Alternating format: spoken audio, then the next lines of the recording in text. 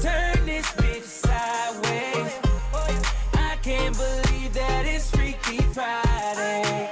It's Freaky Friday. I'm in Chris Brown's body. I drive his Ferrari and I'm like skin black. I woke up and I'm Lil Dicky. Lil Dicky? What the fuck? This is real weak. How is this staying perched up on his dog? All right, some explanation may be necessary. Some explanation will be necessary. Much explanation will be necessary. All right, so let me begin explaining. First of all, we're in New Haven today. This is the first time I've ever used these new Gateway Community College studios. We are doing The Nose, which is our weekly cultural roundtable. The song that you just heard is going to be part of our first conversation. It is a gift given to us by the artists Lil Dicky and Chris Brown. A little bit later in the show, we will talk about the recrudescence with the emphasis on the crude syllable, no, not really, of Roseanne, the TV show, and the way in which it has kind of touched off a very interesting national conversation about who does and doesn't get represented on television, who we need to be looking at. And then lastly, we've gone to see The Death of Stalin. It is directed by Armando Iannucci, he of In the Loop and most notoriously Veep. It is sometimes referred to as a comedy of terrors. It is both dark, as the Stalin era should be, and also a comedy in which various underlings, feeling more or less empowered, struggle with one another, curse one another out, vie for contention.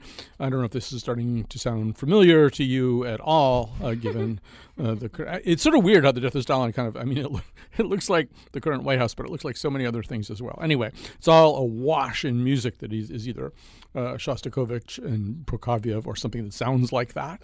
And it's a lot of fun. At least I thought so. Anyway, let me tell you who's here. Lucy Gelman is editor of The Arts Paper and host of WNHH's radio's, I didn't do that right, Kitchen Sink, SINC.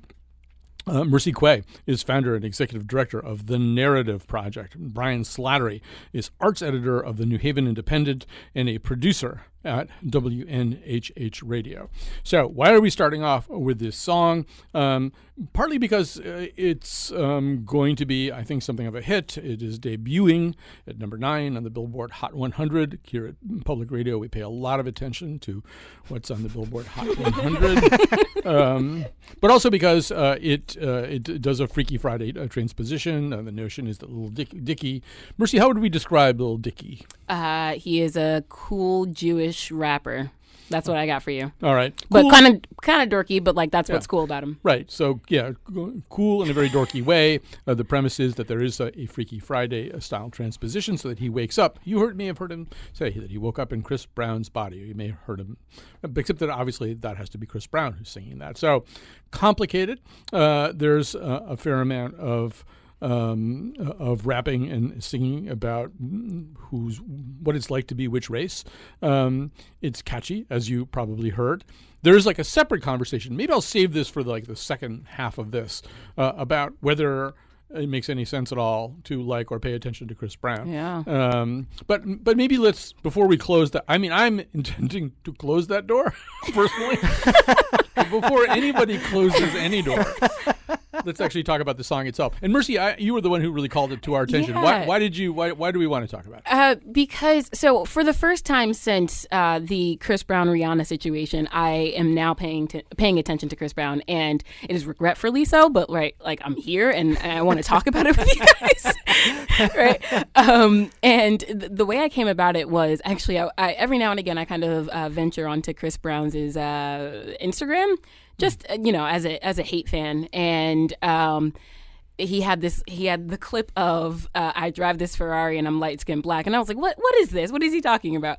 And so I went and looked it up, and then I discovered Lil Dicky was a thing, and I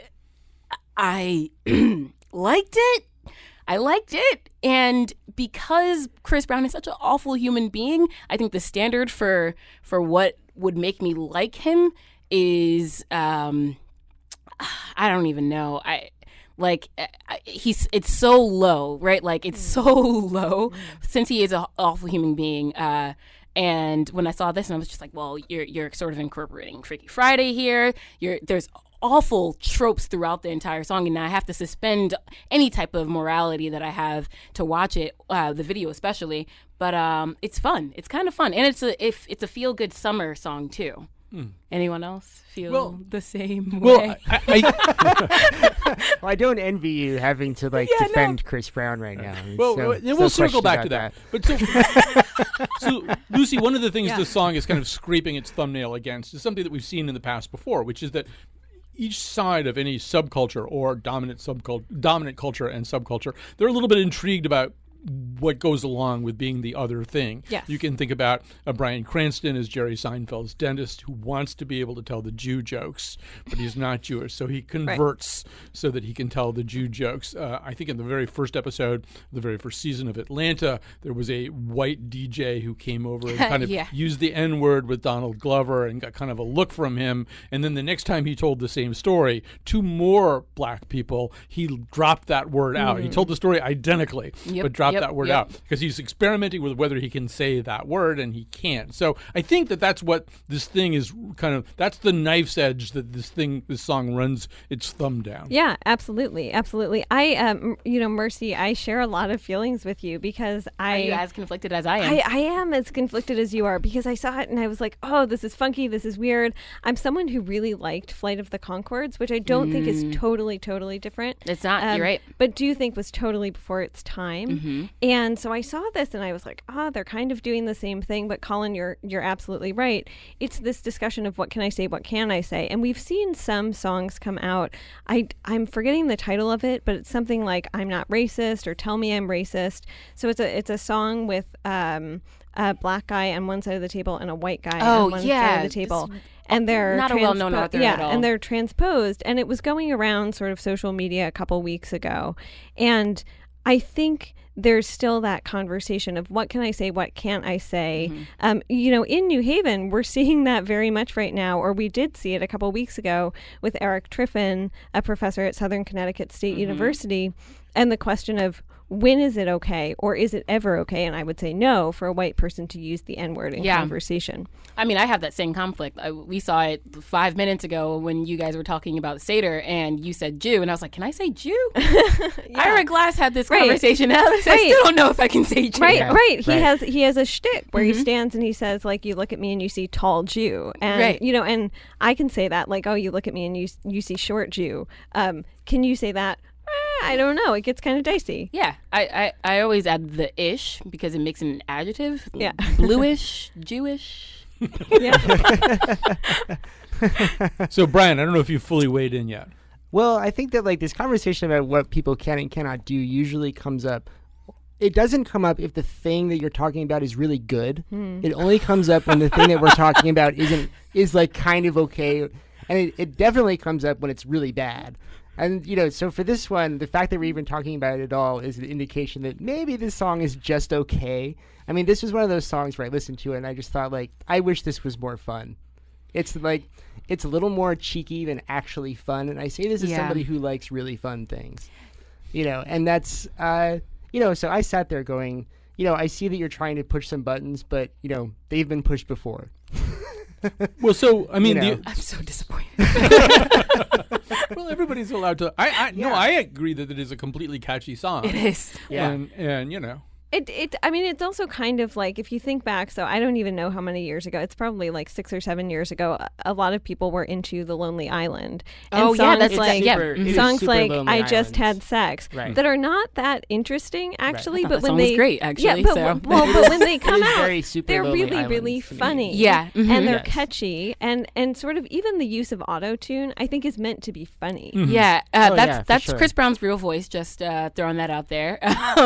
But also, that's also Little Dicky Stitch, right? He's a funny rapper. Nothing actually. And I think he has a song called on his album Professional Rapper. He has a song called I'm a Professional Rapper, and he's going back and forth with Snoop Dogg about Snoop giving him a job, and Snoop's reading his references. He's like, oh yeah, no, I was a business major and I grew up in a really good neighborhood. Right? That's his whole thing, that he doesn't identify with his lifestyle at all. We should say, speaking of giving people jobs, this musical effort also features Ed Sheeran. Yeah. And I believe Kendall Jenner. I'm not too good Yeah. at keeping these people Somebody's straight. got a really good Rolodex. Serious. That's, So- you know. But I think we have to now put our foot on that middle rail, and that's that whole question of Chris Brown with his long history of violence towards women. There was, well, you said at the beginning, you had mostly been hate watching his Instagram feed and kind of taking maybe a permanent vacation from Chris Brown. Yeah. Here in an era where we, I think, delete people from our cultural radar screen for smaller offenses. There is kind of a question to me, like if Chris Brown, if it's ever going to be okay to watch a pretty much unrepentant Chris Brown too and enjoy him, I'm struggling with that. I'm struggling about how that can be. Sort of like, Right. is there a way to guilt-free watch Chris Brown? Well, I'm just also wondering, like, I don't know, Jonathan Schwartz isn't on the radio anymore, and I don't even know what he did. He Yeah. made people Yeah. uncomfortable because he said stuff a certain way, you Yeah. know, and No, it's true. you know, Meanwhile, I mean- there are actual photos of Chris Brown choking people. Yeah. right, Yes, and I right. mean, yeah, so Like last week. Like last week. Yeah. people in certain areas. I mean, obviously, if Right. Chris Brown were hosting an NPR show, he would have been gone a long time ago. But but there are people in various walks of life who are either being boycotted or, I mean, Matt Damon was boycotted and protested because of an interview he gave about other people's stuff. That's Yeah. like how Yeah. easily Yeah. you can get in trouble Right. these days. And Chris Brown gets to punch people in the face and without any apparent I have consequences. no idea how he became infallible, and I also don't understand how his career has survived. Yes. Right, like in ways that other artists haven't. I mean, even Bill Cosby's career hasn't really survived his run-in with Me Too. But I mean, in the process of hate watching his Instagram, you have he reposts comments from his fans talking about how Chris Brown can do no wrong, and I'm just like, actually, he does a lot of wrong, many wrongs. daily. He has done. Kind of the definition of wrong.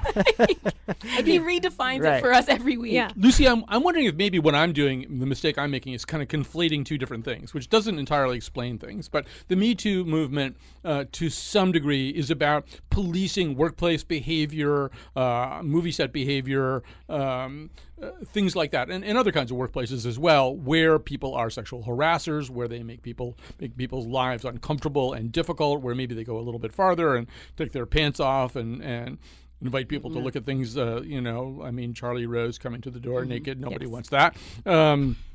Whereas other people are criminals. Like when you Straight up beat just- somebody so badly that they look like Rihanna in those photos. Right. Yeah. So, and maybe Me Too isn't really set up to deal with people who are actual criminals. Maybe, although, you can say some of the Harvey Weinstein stuff and certainly the Bill Cosby stuff, Yeah. those are crimes. Yes. So maybe we need to kind of segregate those two different categories or something. Oh, I mean, even, and I want to hear Mercy's take as well. Even within that, it's complicated because as I was watching this video, it was sort of like, oh, haha, this is funny. But then the creepy crawlies come out and they start, creepy crawling all over your body because you feel gross about watching this and maybe even having a chuckle or two chuckles at it. As far as the question of do we need to separate out those two movements? I think we're still figuring out Me Too. I think we are so in Me Too right now that we're still figuring it out.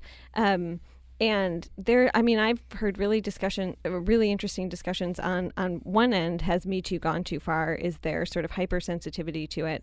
On totally other end of the spectrum, do we need to go even further because of microaggressions in the workplace? And so I do think we're still figuring that out. As far as whether or not we should feel okay about watching artwork produced by people who really are perpetrating violent crimes, I think, it's okay to feel gross, and I would hope actually that someone would feel maybe a little bit gross and reckon with this a little bit, as opposed to just saying, I'm enjoying this, I'm going to roll with it. We have to go to the Slattery standard. Are you able to explain? I thought your Slattery standard was really good. So for what it's worth, like my sort of the way I've been sort of sorting through all of this is that I have this idea that the art needs to be better than the artist isn't good. And if that's true, then I'm kind of okay with it. This hasn't been seriously tested. I should say. Like I have my idols. It's a beta theory. It's a beta theory. Yeah, very much We're rolling so. it Like, out right now. I have my sort of artistic idols, and if I learned that they were like truly horrible human beings, I would be pretty. Yeah, that's what in the email. For Yeah. example, you said Like what would it take? Prince. Yeah, what would have to if I come out learned about that D'Angelo or was- Prince? Right. Yeah, If yeah. I learned that D'Angelo was like a serial rapist, I would have some real soul searching to do. But I also Thankfully, may I don't not think be that's actually the surprised. Whereas Have you seen giving his up Chris videos? Brown, But the- giving up Chris Brown is a cheap I date don't- with your conscience. That's right. You I can don't do that mind very giving easily. up Chris Brown. You know, like that was an easy one to get rid of. Like I don't think that this song is better than Chris Brown is bad. Yeah, no. And I think that's a fine standard. You know. And I think for me, it's kind of it's And the thing is nostalgic like, for a time I mean, when for what Chris it's Brown worth- was innocent. For what it's worth, I mean, I'm someone who at one point gleefully sang an R. Kelly song in public, which I regret now. So that standard Yeah. has changed. You know, Yeah. it's But at it's that moment- I'm an evolving human. At that moment, you being. believed you could fly.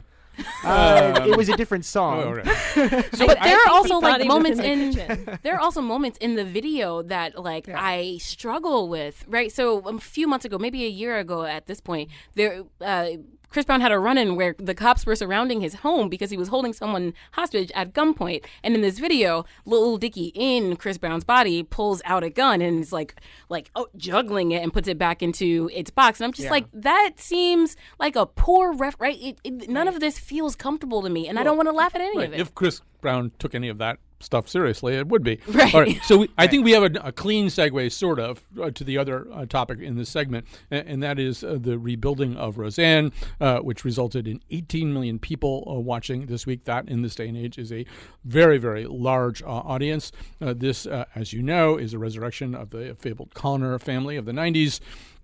And it reunites most of them. Most of them are just sort of aged into their new roles, although, as Roxane Gay pointed out, they don't really age the way poor people age. They age the way people who have access to Hollywood stylists and really good medical care age. But anyway, they've aged in there, and there are new elements. There is a new young character with gender presentation issues, as we say in New Haven. There is a child who is either fully black or half black. I don't think that's really kind of been spelled out yet. But the other thing it has is a new fan, and that fan, for good or ill, would be the President of the United States. Mm-hmm. Even look at Roseanne. I called her yesterday. Look at her ratings. Look at her ratings. I got a call from Mark Burnett. He did The Apprentice. He's a great guy. He said, Donald, I called just to say hello and to tell you. Did you see Roseanne's ratings? I said, Mark, how big were they? They were unbelievable. Over 18 million people. And it was about us. They haven't figured it out. The fake news hasn't quite figured it out yet. They have not figured it out. So that was great. And they haven't figured it out. But they will. And when they do, they'll become much less fake. May take a while, but it's happening. Our ratings-obsessed chief of state. All right, so Lucy Gilman, I always forget that you grew up in the Rust Belt. I did. And so in a way, for those of us in the East Coast cognoscenti, Roseanne maybe reverberates a different way, but I don't know. What do you make about what's happening right now, and how do you link it to whatever Roseanne was to you back in the day? No, what's happening right now? Do you mean this current political storm right. moment that Like, we're in? And I mean, maybe I'll just go further. Just as you were saying about Me Too a few seconds ago, I don't think we really know what this particular Roseanne moment is. No. I mean, this is an attempt by the Roseanne Show to present an America that kind of checks a series of boxes of sort of problematic things. You know, I mean, it's not simply the representation, notwithstanding what the president said. It's not, well, this is us. Well, it's us, but it's also some other people who aren't Donald Trump's version, emphatically aren't Donald Trump's version of us. And the question is, how are these white working class people going to deal with all these new arrivals? And we don't know that yet. We don't. I mean, I think what you're getting to, you're getting to two different things. One of which you've talked before, which is that there's always nostalgia in the background, especially with popular culture. And I think this show is fed largely by nostalgia, but it's also fed by a sentiment, I think, and so I think Roseanne has always been a show that is populist but not partisan. And by that I mean she's someone who and we know from interviews that have come out around the reboot of the show, we know that she is now a Trump supporter. But when you watch the show, you kind of see someone who's on the fray a little bit, but who could go for Trump or who could go for Bernie, who's into an outsider, who feels very disconnected from what's going on sort of on the East Coast and the West Coast and the American coast. And I think there is an interest, whether or not it's misguided, I don't know, in the TV networks, and then more broadly, even in the media. You know, if you look at the New York Times, I think they hired relatively recently a religion reporter to go around the country and talk to people about religion. It was something like People reporter or a community reporter to go into communities around the country and talk to people. So I think that network television is also responding to the fact that a lot of folks got something horribly wrong or misjudged something by a huge margin, and we're seeing an attempt to bring folks into a popular conversation and onto television, and in this case again, who maybe aren't always represented. But I also want to say Roseanne originally was a show of first. There were a lot of lesbian characters on the show, and this was before, the L Word came out in 2004. This was in the 1990s. I think it was one of the first gay kisses on network television. And I remember scenes that talked about interracial relationships when I wasn't seeing that in other shows on network television. I was also a super sheltered kid. I didn't watch a lot of TV growing up. And so as far as the silo that I was raised in, that, maybe that's way off, but that's where I was coming from. And I will, the one thing I will add is, I watched the show because a very close friend of mine, who's been a very close friend of mine for over 2 decades, also watches the show. And I remember one of the first times he saw it, he said, "My mama's on TV. This is I'm watching something where I see my family in this." I know, Brian. I'll just let you react to that however you want to. Yeah, I mean, I do think like Roseanne's quote in the New York Post article. That showed up where she said, "I'm the same. You all have moved," is the one that really hits me. That I think that in its original run, it just wasn't as it wasn't partisan because we weren't as partisan. And then at the same time, there was also this sense of growing up in upstate New York, there was always this sense of being just kind of forgotten by everything. That's there's a way that there's a very long conversation to be had about how Appalachia extends from Georgia all the way up to the Canadian border.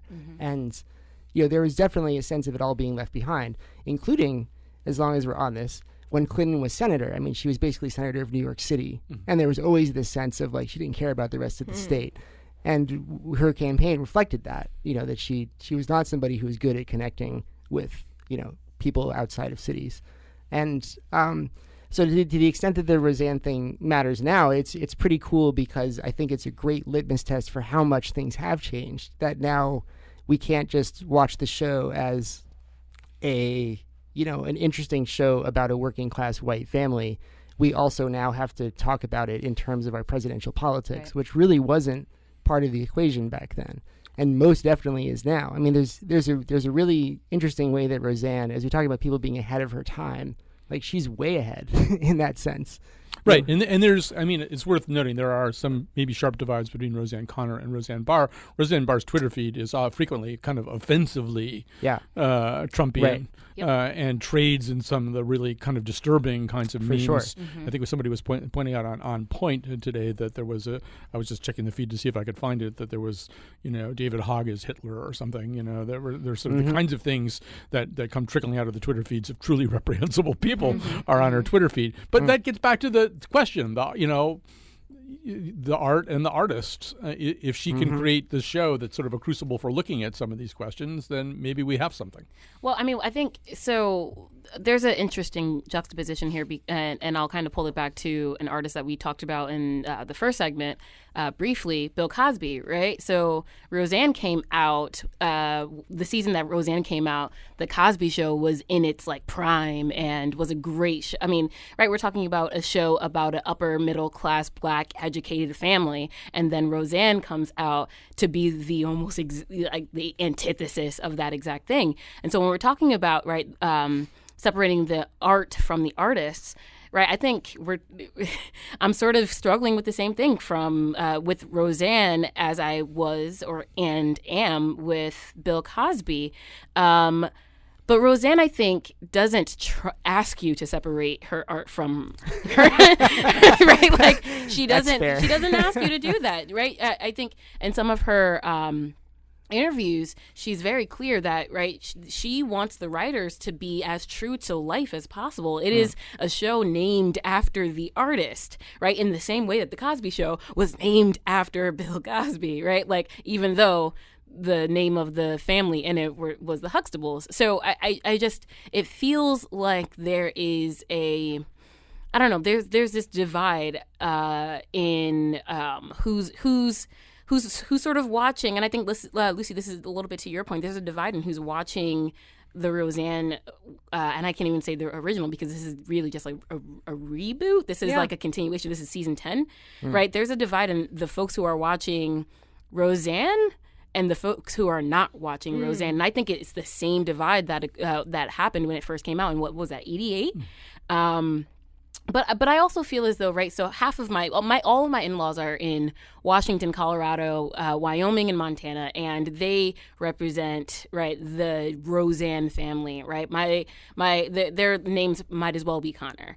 And I think what is interesting about rebooting a show like this in 2018 as opposed to when it came out 30 years ago at this point, is TV right now is really smart and not for or seemingly not for folks who don't feel like they belong to the educated class, don't feel like they belong to the upper middle class.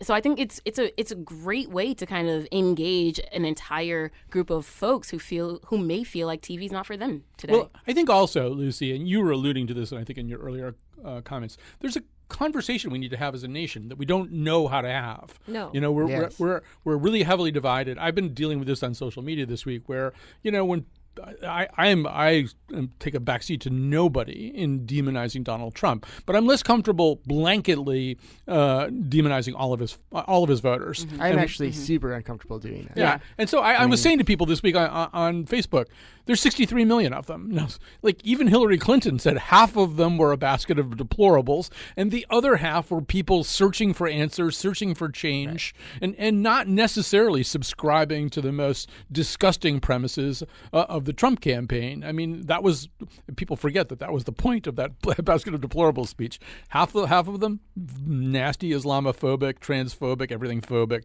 The other half, just, you know, regular Americans, maybe not unlike some of the people you see on Roseanne. So I don't know if we can all watch Roseanne together, like 36 million of us, and then have a conversation about all that stuff. That would be great. Yeah. I mean, I'm down. I think you're right. We're talking. We do a lot of talking past each other. Mm-hmm.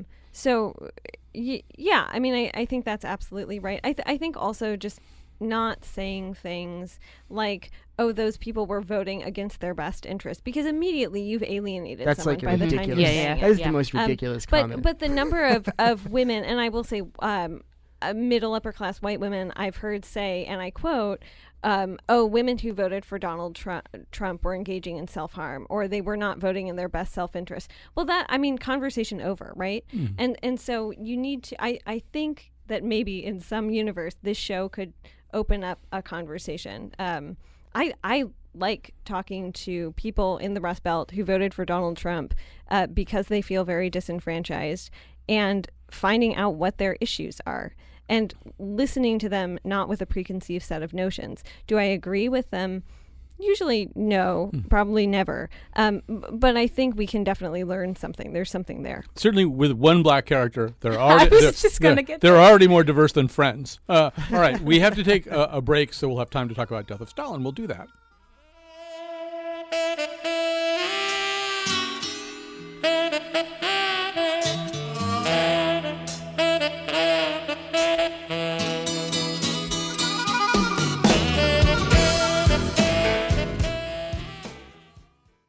Indeed, we are back. This is The Nose, and we are lucky to have here Lucy Gelman, Mercy Quay, and Brian Slattery. We went to the movies this week. We went to see The Death of Stalin. It is both a comedy and not a comedy.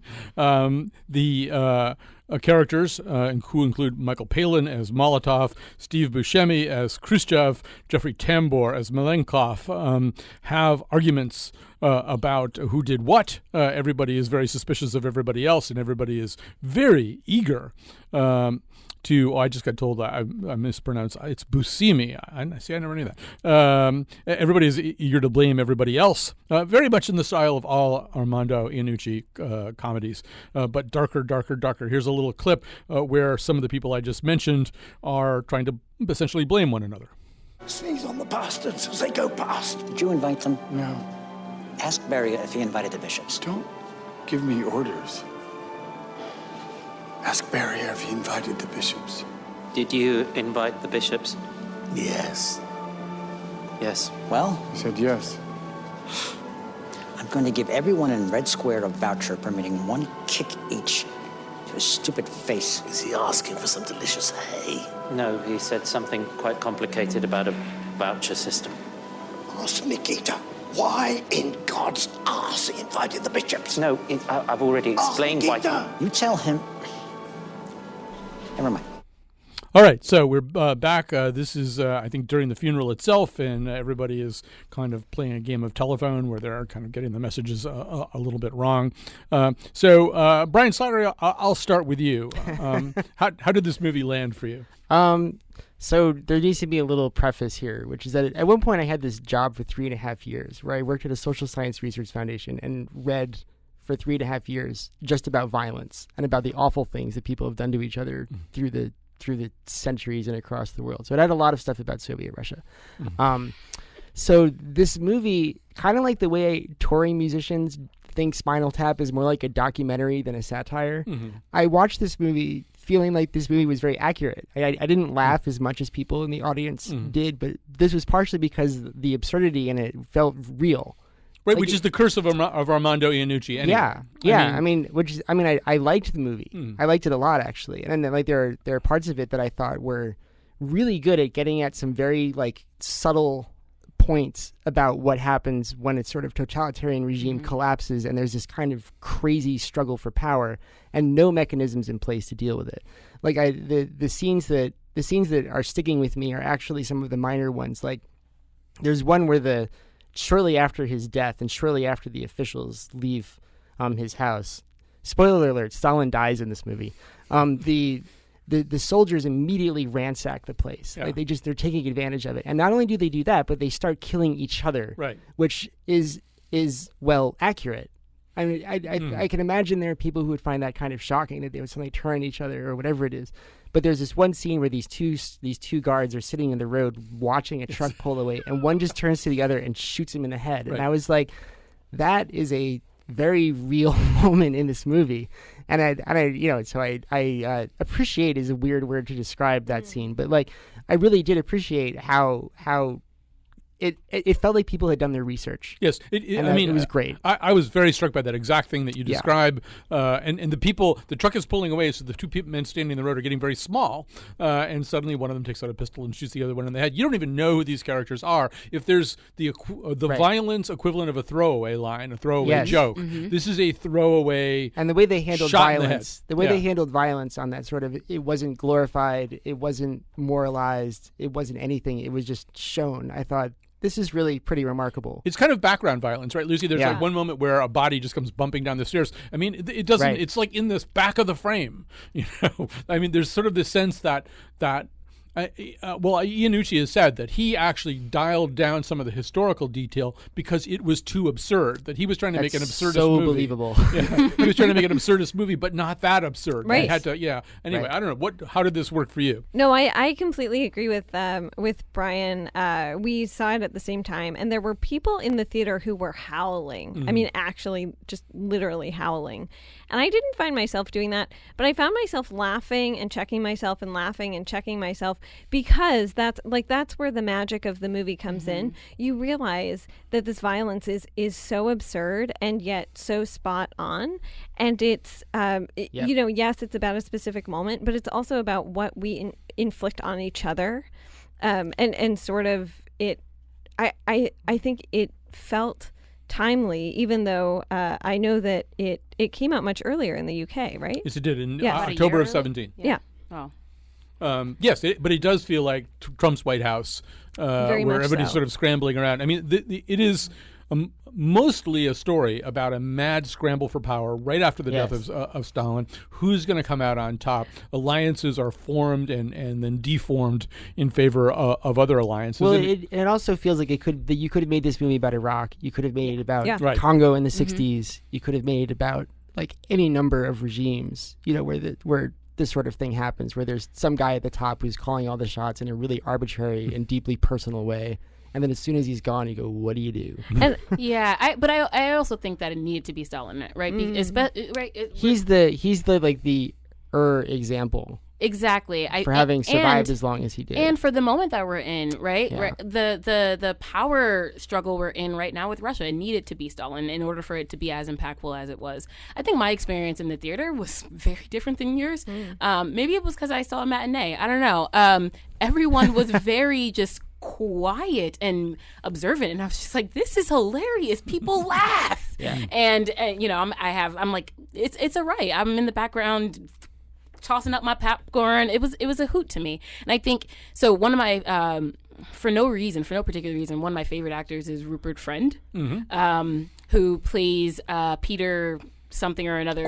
Quinn, yes, in Homeland. in Homeland, who's one of my favorite characters on TV. And I actually think that Peter Quinn's character, right, that character, he plays Vasily Stalin, the son of wastrel Stalin. son. Yeah, exactly. Vasily, right? I think it ends up. he right, definitely had a way of stealing some scenes. Yeah. Oh, yeah. for Exactly. sure. Yeah. And one of the most absurd scenes that I think I stole the show in the theater was that struggle for the gun during Stalin's amazing. autopsy. Yes. It was so well done. And just again, like, so real. Yes. It's the whole like who wants to interfere with Stalin's son, because Exactly. there's still that residual thing of like, well, Stalin's gonna kill us if Yep. we interfere with his son. even though his head is open on it the table doesn't before matter. us. It doesn't matter. Those old And those old that's a things die Lucy hard. moment too. That as you're watching it, you're laughing, checking yourself because Right, something yeah. really horrible could be about to happen right Yes. before I your mean, eyes, too. even Amazing. there's this scene before that. So before Stalin goes totally kaput, where he is like gesturing and kind of garbling his sentences, and the question is he trying to name a successor?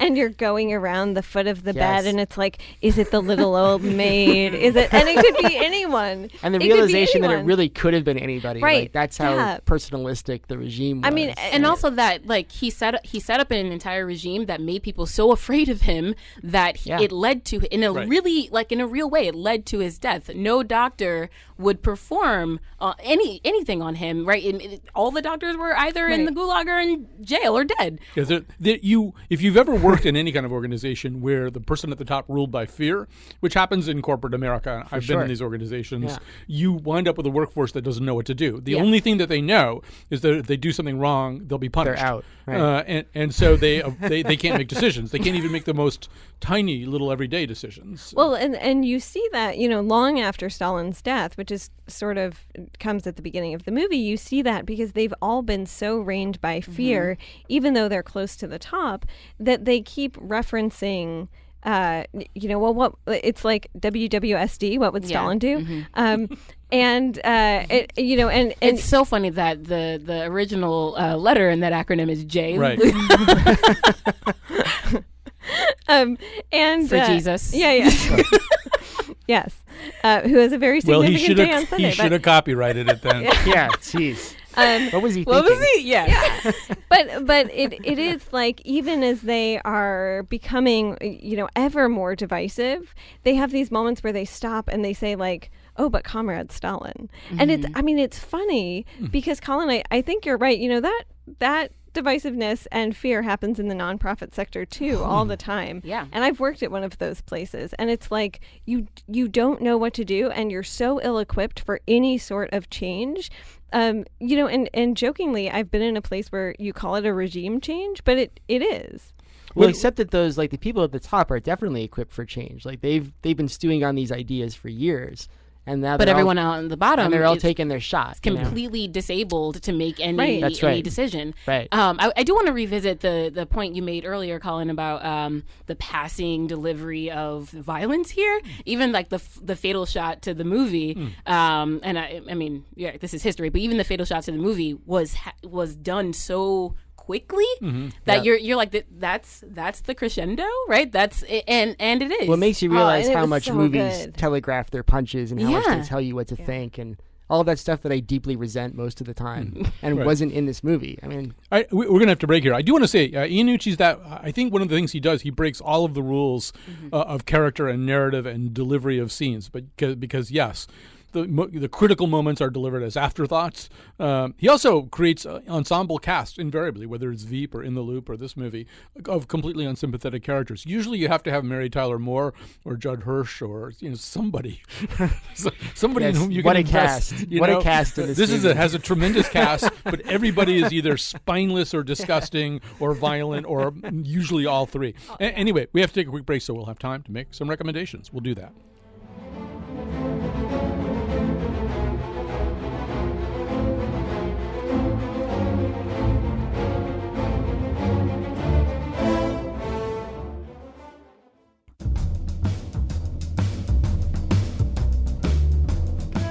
Today's show was produced by Jonathan McPants, with help from me, Kyone Wolf, Betsy Kaplan, and Joe Koss. The part of Bill Curry was played by Sting. On Monday, we'll be back with news from over the weekend on The Scramble. And now, back to Colin. We're back here doing the Nose of New Haven with Lucy Gelman, editor of the Arts Paper, host of WNHH Radio's Kitchen Sink, Brian Slattery, arts editor for the New Haven Independent and a producer at WNHH Radio. So when they say that they know what it's like to work under a soulless tyrant, obviously they're talking about Paul Bass. And Full WNHH.